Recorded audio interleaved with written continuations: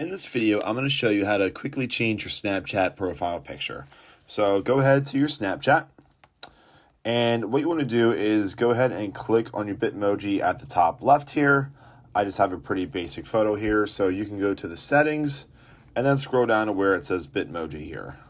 So from here is where you would do all of your changes. You can go to choose a selfie and have something different there. These are all kind of different emotions and stuff like that. You can change that.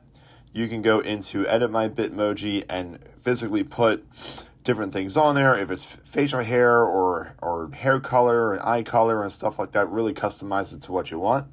Or if you really want to, you can go ahead and hit remove my Bitmoji, remove it, and then go back to your profile and retake a selfie, retake a new photo, and just start completely from scratch. So there's a couple ways to go ahead and change your profile picture on Snapchat. So I hope you found this helpful, and we will see you in the next video.